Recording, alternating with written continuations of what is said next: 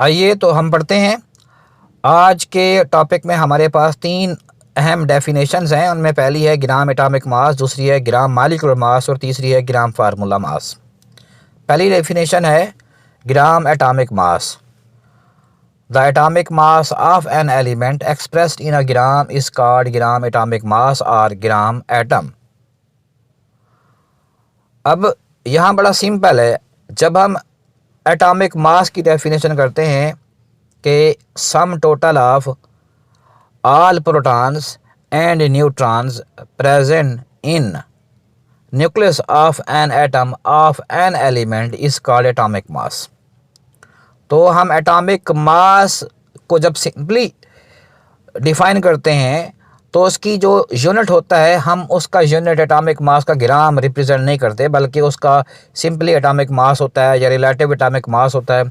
उसका जो हम यूनिट इस्तेमाल करते हैं उसके लिए वो होता है हमारे पास AMU या atomic mass unit.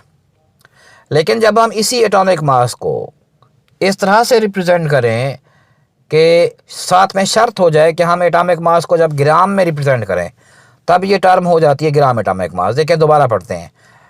Atomic mass of an element, किसी भी एलिमेंट का जब एटॉमिक मास हम एक्सप्रेस इन ग्राम में एक्सप्रेस करते हैं, देन इट बिकम या इट कॉल्ड ग्राम एटॉमिक मास। तो ये ग्राम एटॉमिक मास कहलाता है या सिंपली ग्राम एटम कहलाता है। अच्छा, आगे है it is also called a mole. तो ये मोल भी कहलाता है। कैसे मोल कहलाता है जी? ये देखें, नीचे एग्जांपल दी हुई है। 1 gram atom of hydrogen equals to 1.008 gram. हम आमतौर पर एटम ऑफ हाइड्रोजन को जब उसका हम मास रिप्रेजेंट करते हैं तो उसके साथ 1.008 AMU लिखते हैं। लेकिन यहाँ ख़ास बात क्या है? यहाँ ख़ास बात यह है कि हमने 1.008 AMU नहीं लिखा, बल्कि लिखा है ग्राम। तो हमने एटॉमिक मास को ग्राम में रिप्रेजेंट किया, तो ये हो गया gram atomic mass. So 1 gram atom of hydrogen equals to 1.008 gram. तो atomic mass represented in grams. When atomic mass represented in grams, then it is known as gram atomic mass, and it is equals to 1 mole of particles। यहाँ particle क्या है? यहाँ particle है hydrogen atoms. तो यहाँ लिख रहे हैं 1 mole of hydrogen atoms, right. तो 1 मोल में कितने एवोगाड्रो नंबर होते हैं या कितने पार्टिकल्स होते हैं?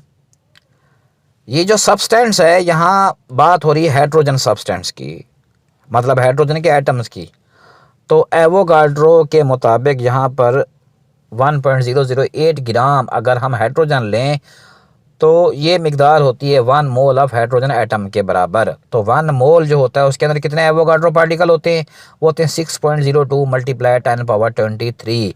तो इसका मतलब है 1.008 ग्राम अगर हाइड्रोजन मास लें तो उसके अंदर 6.02 × 10⁻23 एटम्स ऑफ हाइड्रोजन मौजूद होते हैं। जब इतने एटम्स ऑफ हाइड्रोजन मौजूद होंगे तो वो हो जाएगा 1 मोल ऑफ हाइड्रोजन एटम के। यही बात लिखी हुई है कि 1 gram atom of hydrogen equals to 1.008 gram in mass, and in mole this is equals to 1 mole of hydrogen atoms. So the next example is 1 gram atom of carbon. What is the mass of carbon? 12 AMU. But here is 12 grams. The atomic mass represented in gram. So it is known as gram atomic mass or gram atom. So here is written as 1 gram atom of carbon equals to 12 gram. That is also equal to the 1 mole of the carbon atoms. तो यहाँ हम ये बड़े आराम से कह सकते हैं कि जी जो 12 ग्राम ऑफ एटम्स होते हैं उसके अंदर 6.02 × 10⁻23 एटम्स ऑफ कार्बन्स मौजूद होते हैं। अब एक कन्फ्यूजन वाली बात यहाँ पर पैदा होती है जो बच्चे आमतौर पर पूछते हैं कि जी हाइड्रोजन का जो ग्राम एटॉमिक मास है वो है 1.008 ग्राम्स, मतलब हमने हाइड्रोजन लिया 1.008 ग्राम के बराबर। इसी तरह से हमने कार्बन जो लिया वो लिया 12 ग्राम्स के बराबर।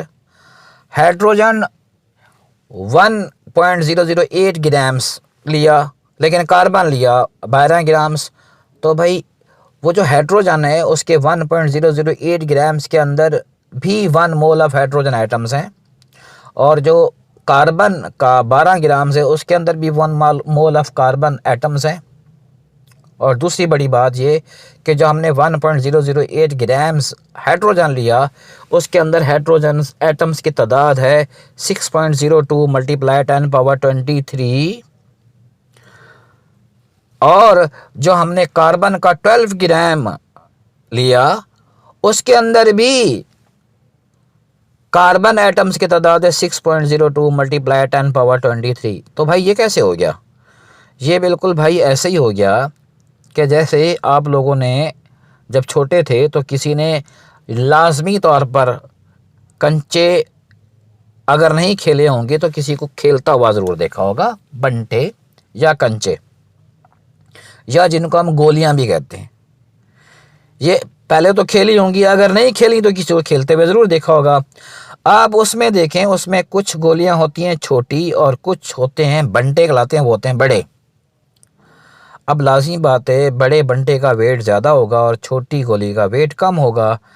अब आप 100 छोटी गोलियां लें तो उनका वेट तो कम होगा, लेकिन अगर 100 बड़े बंटे लें तो उनका वेट ज़्यादा होगा। बिल्कुल यही है यहाँ पर भी कि हाइड्रोजन का एटम का जो साइज़ होता है वो छोटा होता है, उसमें एक प्रोटॉन होता है, न्यूट्रॉन नहीं होता। लिहाजा प्रोटॉन का मैस यहाँ पर दिया हुआ है 1.008 के बराबर ऑलमोस्ट, लेकिन जो कार्बन का एटम होता है हाइड्रोजन के मुकाबले में ये बहुत 6 गुना बड़ा होता है, लेकिन इसमें प्रोटॉन 6 होते हैं और साथ में 6 न्यूट्रॉन भी होते हैं। लिहाजा इसका मास जो है वो 12 ग्राम अगर बनता है। जब हम इसे 12 ग्राम्स को हम ग्राम में रिप्रेजेंट करते हैं, ग्राम एटॉमिक मास लिखते हैं, तब ये हमारे पास बन जाता है 1 मोल। तो इस वजह से हाइड्रोजन का 1.008 ग्राम जो होता है वो भी 1 मोल के बराबर है, लेकिन कार्बन का जो 12 ग्राम है वो भी 1 मोल के बराबर है, क्योंकि इनमें पार्टिकल्स की तादाद बराबर आ जाती है। चलें जी आगे चलते हैं। ये कॉमन सवाल था जो मैंने आपको जो पूछा जाता है उसकी तशरीह करने की या उसको समझाने की कोशिश की है। हो सकता है आपको समझ में आ गया हो, अगर नहीं आया तो आप दोबारा मेरे अल्फाज को बार बार सुने, आपको इंशाल्लाह समझ में आ जाएगी ये बात। उसके बाद ग्राम मालिकुलर मास है, the molecular mass of an element. जब किसी भी एलिमेंट का मालिकुलर मास या किसी भी कंपाउंड का मालिकुलर मास एक्सप्रेस इन अ ग्राम, हम उसे ग्राम में एक्सप्रेस करते हैं, then it is known as gram molecular mass और gram molecules. It is also called a mole, ये भी मोल कहलाता है। हमारे पास जहाँ एग्जांपल आती है 1 ग्राम मालिक्यूल ऑफ H2, यहाँ गौर करने वाली बात है, यहाँ लिखा हुआ है H2, it's mean the molecule of hydrogen. और पहले वाली जो मिसाल थी उसमें लिखा हुआ था 1 ग्राम एटम ऑफ हाइड्रोजन, वहाँ हाइड्रोजन एटम्स की बात की जा रही थी, यहाँ हाइड्रोजन मालिक्यूल्स की बात की जा रही है। हाइड्रोजन एटम में हाइड्रोजन का एक एटम था, लेकिन हाइड्रोजन मालिक्यूल के अंदर हाइड्रोजन के 2 मालिक्यूल हैं। लिहाजा हाइड्रोजन के एटम्स के अंदर जो मैस बनता था, ग्राम एटॉमिक मैस बनता था, वो बनता था 1.008 ग्राम्स। यहाँ मालिक्यूल है, यहाँ 2 हाइड्रोजन के मालिक्यूल इकट्ठे हुए हैं। जब 1.008 ग्राम्स को 2 दफ़ा आप लिखेंगे और जमा करके निकालेंगे तो वो ऑलमोस्ट अगर बनेगा 2 ग्राम्स के बराबर। तो लिहाजा यहाँ पर देखिए, यहाँ लिखा है 1 gram molecule of hydrogen equals to 2 grams, तो यहाँ मालिक्यूल फॉर्म में है। लेकिन यहाँ पर मालिक्यूल जो यूनिट है उसकी तादाद भी 6.02 मल्टीप्लाई 10 पावर 23 होगी। जहाँ तादाद आ जाए 6.02 multiply 10 power 23, these are the Avogadro number present in unit grams, atoms और यूनिट ग्राम्स, मालिक्यूल और यूनिट ग्राम्स, फार्मूला मास, तो ये always equals to 1 mole. So यहाँ भी लिखा हुआ है 1 gram molecule of hydrogen molecule equals to 2 gram, that is equals to 1 mole of hydrogen molecules. देखें यहाँ पर 1 mole of hydrogen molecules लिखा हुआ है, यूनिट चेंज हो गया, ऊपर क्या लिखा हुआ था 1 mole of hydrogen atoms. उसके बाद नेक्स्ट मिसाल है 1 gram molecule of H2O. This is molecule, this is equals to 18 grams, right. यहाँ देखें ये जो लिखा हुआ है ना 18 ग्राम्स, एक MCQ आता है, वहाँ ये पूछा जाता है कि H2O का मॉलिक्यूलर मास का यूनिट क्या है, तो वहाँ लिखा होता है 18 AMU, 18 ग्राम्स.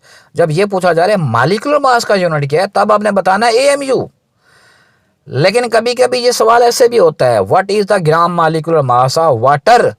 तो ग्राम मॉलिक्यूलर मास जहाँ पर टर्म आ जाए वहाँ पर यूनिट आपने सिलेक्ट करना है ग्राम्स को, तो वहाँ पर आपका जो आंसर होगा वो होगा 18 विद ग्राम्स. तो 18 ग्राम्स मॉलिक्यूल ऑफ वाटर का ग्राम मॉलिक्यूलर मास है, and this is equals to 1 mole of water. इसका मतलब है 18 ग्राम ऑफ वाटर लें तो इसमें वाटर के 6.02 मल्टीप्लाई 10⁻23 मॉलिक्यूल्स होंगे, 1 मोल ऑफ वाटर मॉलिक्यूल्स. उसके बाद तीसरी एग्जांपल है 1 gram molecule of H2SO4, this is equals to 98 grams, that is equal to also 1 mole of the sulphuric acid molecules.